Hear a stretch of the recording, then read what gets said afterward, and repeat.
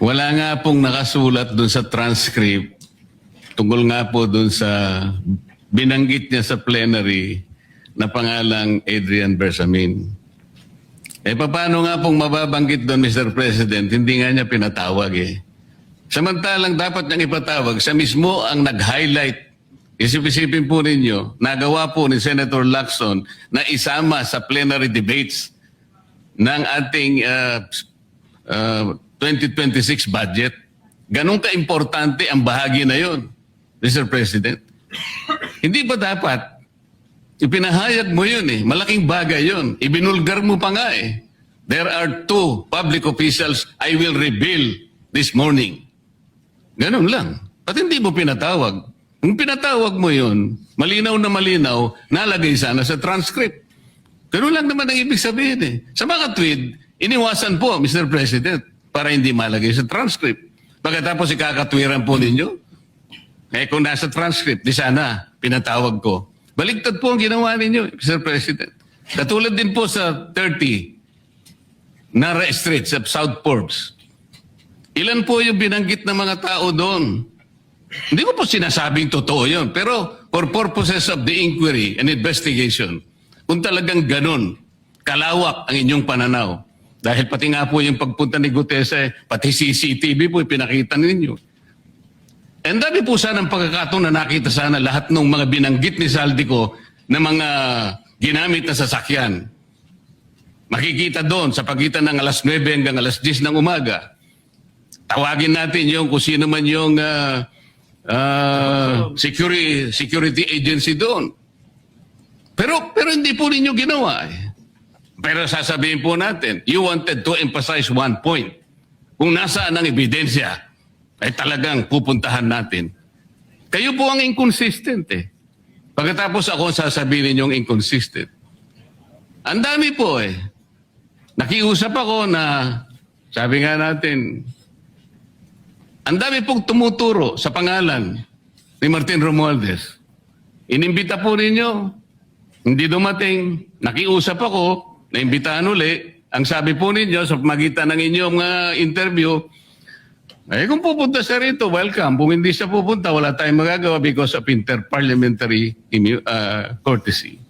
Mr. President, hindi po karaniwang pagnanakaw ang nangyari sa kasaysayan ng ating bansa. Hindi po ba ninyo naiisip, mismong kabang bayan ang tumagilid, pagkatapos magtatago kayo sa prinsipyo o doktrina ng interparliamentary courtesy?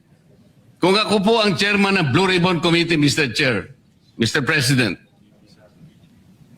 hindi ko po igagalang interparliamentary immunity sapagkat ang pinag-uusapan dito ay interes ng mamamayan. Huwag po tayong magtago kung saan-saan. Sinabi po ninyo, Mr. President, Senator Lacson, yung Apostille Convention. Hindi ba pinahayag po ninyo sa isang pag-i-interview ninyo na kung si Saldico lamang ay makakuha ng isang subscribe statement, kahit sa Zoom lang, ipatatawag namin siya. Bakit hindi po ganun ang ginawa ninyo? Pwede naman siyang mag-Zoom pagkatapos na magkaroon ng apostille sworn statement. Bakit hindi po ninyo ginawa? Meron naman pong Zoom eh. Natatakot yung tao. Nanganganib ang kanyang buhay. At palagay ko naman, nanganganib nga talaga. Iintay pa po ninyo na humarap sa inyo? Pwede naman ang Zoom eh. Kung talagang gusto nyong tuntunin ang lahat ng mga ebidensya na dapat nating puntahan. Ito po yung pinupunto ng aking privilege speech kahapon eh. Hindi ko nga po alam na kapag ako po ang magdi-deliver ng privilege speech, Mr. President, palagi po kayong nawawala. Kasi nga nasa bandang huli na po ako eh.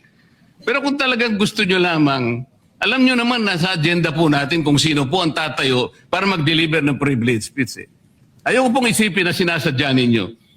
Ngunit narinig naman po ninyo eh. Mr. President, pagkatapos isasama yung Kalayaan Island Group, ano po ba talagang pinag-uusapan natin dito? Yung kapakanan ng bayan, pinipilit po nyong pinagtatanggol ko ang China. Sa March 12 po, Mr. President, Senator Lacson, sana po may panahon kayo sapagkat ipinatawag ko sa magitan ng isang resolution at ito po ay alam na ni Senator Erwin.